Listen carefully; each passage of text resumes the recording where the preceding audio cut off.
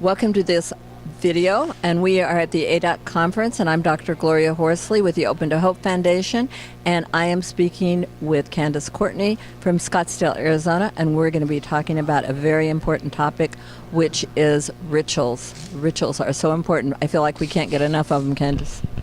Ritual is so important. It supports us throughout our lives in all kinds of ways that people don't even realize, and especially when there is a death. Ritual supports everyone through that time that follows a death, and it can be supportive through grief as well.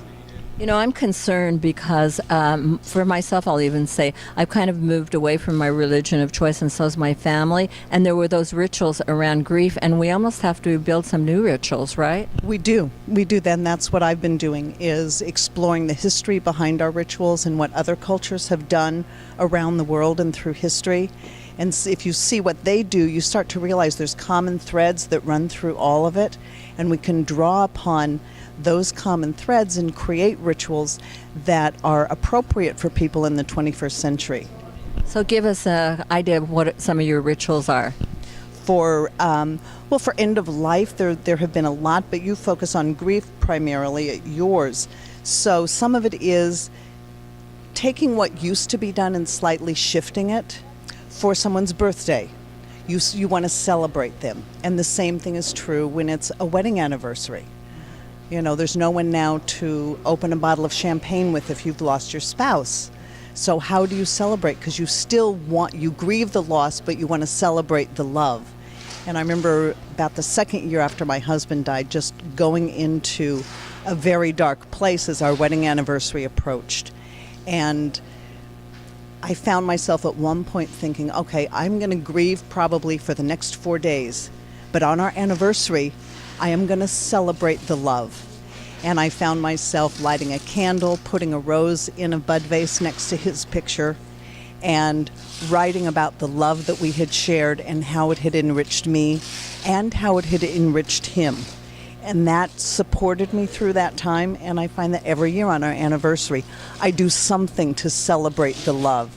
Sometimes it's talking with people who were friends of ours and reminiscing. Sometimes I create something in the moment that's right. I think a lot of it is trusting yourself, but sort of setting a framework of ritual with lighting a candle, maybe doing flowers, and then allowing yourself the freedom to do what your instincts tell you to do. I love that. And some of the things that we do, I think that we haven't thought of them as being rituals, but they Exactly. are. Yeah, there is so much we do in life that we don't even think of as ritual. When we shake hands with somebody, how do you do? Nice to meet you. That's a ritual. We make a physical as well as a figurative connection with that person. So there's all kinds of things that we do that I know a lot of women in other countries, for a long time after there's been a death, they will set a place at the table for that person and often put food on their plate. It's to feed the spirit of that person. So it's a way of acknowledging them. And in this country, we're not going to do something like that. Most people wouldn't feel comfortable with it. But women will take down their husband's coffee cup in the morning and set it on the counter. And just seeing it there makes them feel better. It's a way of acknowledging their loved one and saying, I miss you and you're still here with me in spirit. I love these rituals, and I know you've written a book, so it'll give us more ideas on rituals. And give us the name of your book and where we can get it. The book is Healing Through Illness, Living Through Dying, a guidebook of guidance and rituals for patients, family, and friends. It's available on Amazon. I also have a website, www.healingthroughillness.com. You can look inside it. It deals more with going through the illness process, helping people reorient in the wake of diagnosis, keeping their balance through treatment. Hopefully, there is a chapter on remission. Hopefully, people go into remission, which is a more difficult transition than people would think. And for those who don't, there is a whole long section on end of life and how to make that more meaningful and rich for everybody as going through it. Well, thank you so much for being on this video today and for the work you've done on ritual. I just don't think we can get enough rituals, and especially the healthy healing rituals. It helps us support us, and thank you for having me.